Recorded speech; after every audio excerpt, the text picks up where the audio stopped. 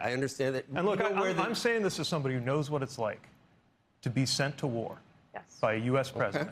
And when a president sends you to war, when you and your buddies are on that gray tail plane going into a war zone, you do it with some level of confidence, some level of assurance that your chain of command, all the way up to the President of the United States, would not do this if they didn't have a choice. Now that we're there, do you hope this has a successful outcome? There were 40,000 Iranians that were slaughtered by the same regime. 47 years of killing Americans, stirring trouble all around the world. And how do you feel about that regime being left intact by this president? I don't know if that's going to be the case, and I don't know what might happen. Is that an argument? So you don't want this to work, and it was just a bad move. You want us to pull out now?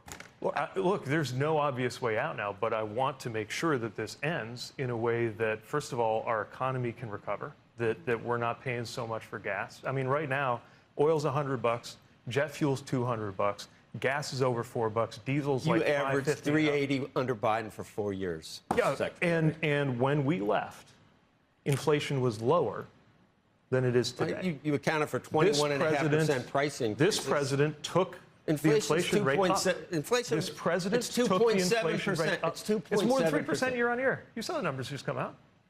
It's more than 3% year on year. Okay. Isn't it? Am I core mistaken? It is. The math is direct.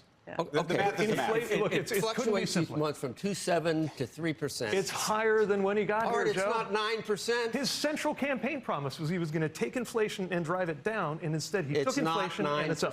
I thought the Fed... It was 3 when he got here, and now it's more. It could not be simpler than that. It's around 3, and we're involved in a war with the street. He said on day one it would go down. He came in on day one, and now it's up. It's up to 3%. It was 21.5% price increases it would go over down 4 years. Over 4 years, it was 21.5%. He promised it would go down. Democrats own the affordability crisis. Listen to me. Period.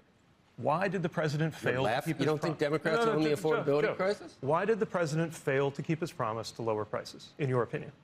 I'm laughing because this piece of it is basic. The president did say that he wanted to be in office to bring inflation down, and he has not brought inflation down. That's all. He drove it up.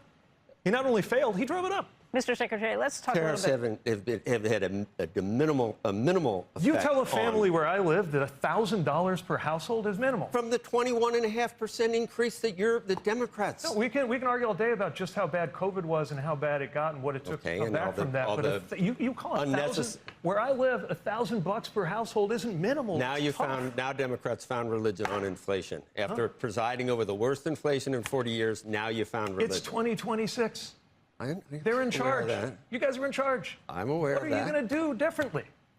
Look, what are you going to do differently to make the prices actually go down like you promised a year ago? Number one, we got to get through this war, and you've heard people... We got to get through this war. We didn't have to be fighting this war. What are we doing? That's a matter of opinion. You can't say that. It's a matter of opinion that I share with most Americans and a large number of Republicans and a whole bunch of MAGA people who bought into this president because they actually believed him when he said he wouldn't get us into a war. 75% Republican approval for the war. You don't start with the approval you have within your own party. But the point is, the MAGA coalition... Democrats aren't going to approve of anything. I'm talking about Americans. Americans disapprove of the president, and they're right to do so. He's got the same approval rating other presidents have had at this point in the term, a little bit above, 42%. This president right now is unpopular for very good reasons, one of which is that he's made life more expensive. No more unpopular than Obama was or Biden was at the same at the same point of his presidency. That depends on which polls you're looking at, but by and large, no. I'm sorry, but I've been out on the trail. I was in Marjorie Taylor Greene's district. Marjorie Taylor Greene. This is a Trump plus 38 district, or it was. I know the numbers. We had 500 people. You'll get a chance to prove that in November this year. Okay. We had a chance to prove it last week. The Senate might go. I understand that. Yeah, because people are... Presidents make difficult decisions, obviously. Yeah, but usually they make difficult decisions to try to make other people better off.